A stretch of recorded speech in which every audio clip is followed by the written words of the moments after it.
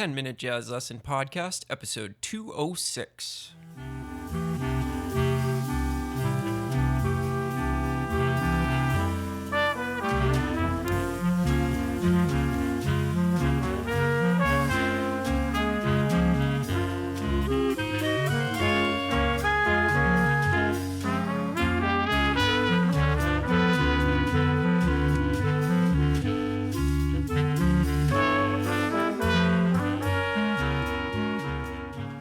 Welcome back in, everybody, to episode 206 of the 10-Minute Jazz Lesson Podcast. So glad to have you here and excited to get into part 3 of our deep dive on bebop scales. So as usual here on the show, we wanted to let you know that if you'd like the PDF to this episode, and it's going to be very important for this episode, and every other episode that we've ever done in our existence here, all 206 episodes, you can sign up for our Patreon site. And we've got a fantastic community of supporters over there, over 300 people supporting the show, and you could be one of them too. So in order to do that, go over to 10minutejazzlesson.com, click on one of the Patreon banners, and that will bring you over, get you signed up. It only costs you $3 a month, and for that, you get a brand new PDF every week, an ear training podcast every month, and you also get a fantastic discount on any other products that we come out with. So I wanted to give some big shout outs to people who joined us this week. Thank you to Matthias,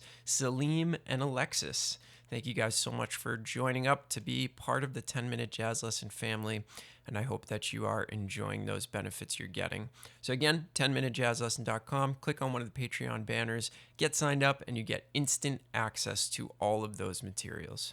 All right, so let's get into today's episode. Today we are going to take things one step further, add some more to your work on bebop scales. So the first week we talked about how to form a bebop scale over all of the most commonly used chord symbols. Last week we talked about splitting those bebop scales into 5-note segments so that you can get around them a little bit easier in one measure segments. Now today we're going to talk about starting to mix the bebop scales with arpeggios. And this is really important because we can really get caught in a trap where we only use vertical playing or we only use horizontal playing. And remember, the difference between vertical and horizontal, vertical playing is more arpeggio based, so there's wider intervals in between each one of the notes that we play.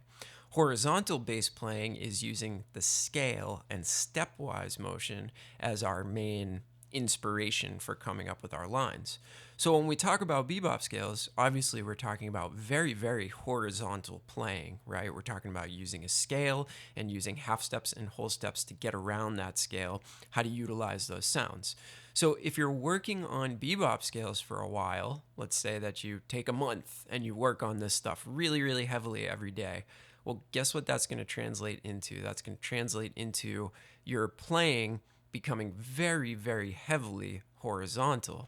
And what that does is it makes your playing a little bit predictable. It makes your lines only comprised of whole steps and half steps, and that's boring, frankly. We want a nice mixture of both of those styles of playing. So today we're going to talk about how we can get the vertical back in even though we're studying the horizontal.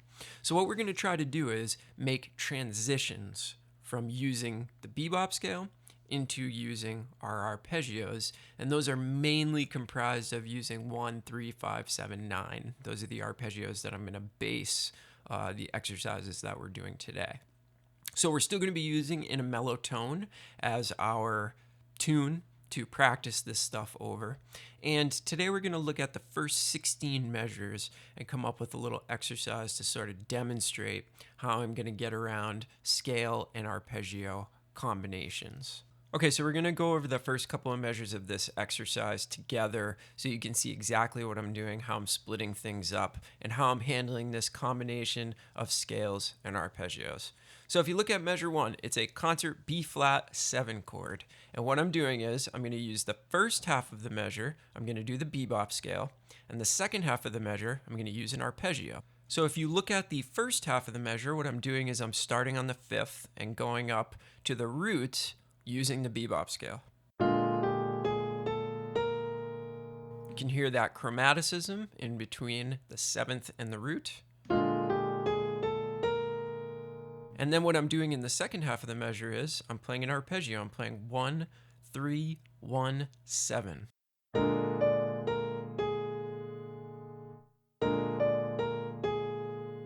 So if I put those two together, I get a really nice transition from the bebop scale into an arpeggio.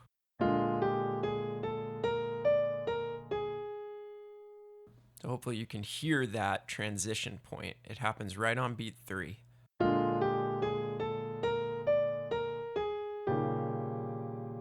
Now going into the second measure, I'm doing exactly the same thing in terms of how I break up the measure between scale and arpeggio. The first 2 beats are a bebop scale going down from the third. Again, hear that chromaticism between the root and the dominant seventh. And then in the second half of the measure, I am doing an arpeggio. I'm going 7, 1, 3, 5.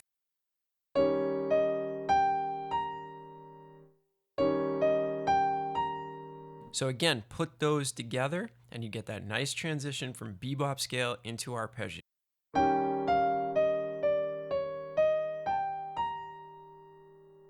That nice transition from horizontal playing to vertical playing.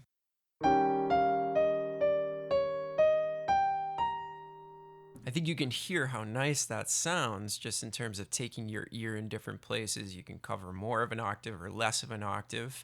Let's go over one more measure. Actually, this is going to be measures 3 and 4. This is going to be a little bit more extended because we get the same chord for 2 measures. So this is a concert A flat 6 chord. And what I'm doing is for the first half of the first measure, I'm going up the bebop scale from the 3rd to the 6th. And then for the remainder of measures 3 and 4, I'm using an arpeggio. So I'm not going to go over this specifically like, each section. I'm just going to play the whole thing for you. And I think at this point, you'll be able to hear the difference between the section where I'm using bebop scale and the section where I'm outlining the chord more vertically. Here's what this one sounds like.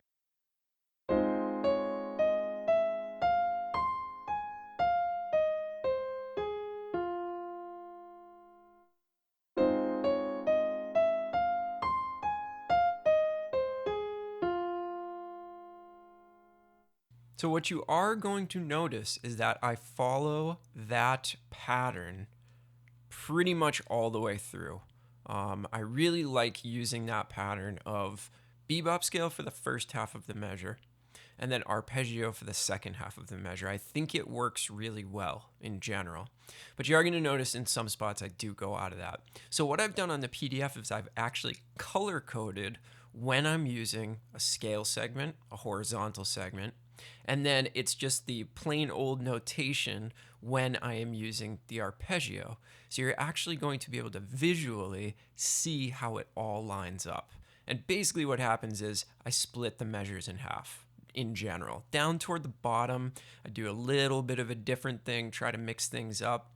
But in general, I'm trying to use scale, then arpeggio, split the measure in half. All right, so now let me turn on the play along and actually play through all 16 measures for you on saxophone so that you could hear what this sounds like as a through exercise through half of the tune. So here's the first half of In a Mellow Tone. This is your PDF exercise for this week. Look at that color coding.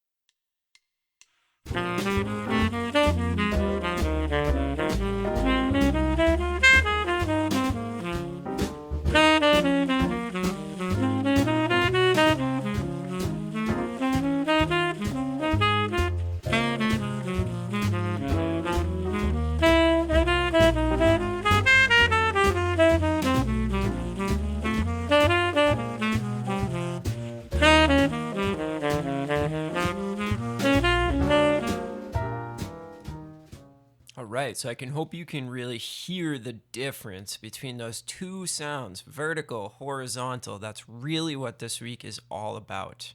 All right, so take that, learn it, analyze it, figure out what 4 or 5 note segment I'm using of the bebop scale. Sometimes I'm using, well, most of the time I'm using the chromatic portion of the scale, but a couple of times I actually don't have any of that chromatic stuff in there, but I'm still just considering it a part of the bebop scale because it is a part of the bebop scale. Okay, so hopefully this was useful for you. If you have any questions on any of this, please drop them in the 10-Minute Jazz Lesson Community Facebook group. That is the place to get in touch. And remember, if you want that PDF with the color-coded portions of it, which is going to be really useful for this episode, please go over to 10minutejazzlesson.com, click on one of the Patreon banners, get yourself signed up. It only costs you $3 a month for all of those materials. Thank you so much for tuning in, everybody. Hope you are staying safe and healthy out there.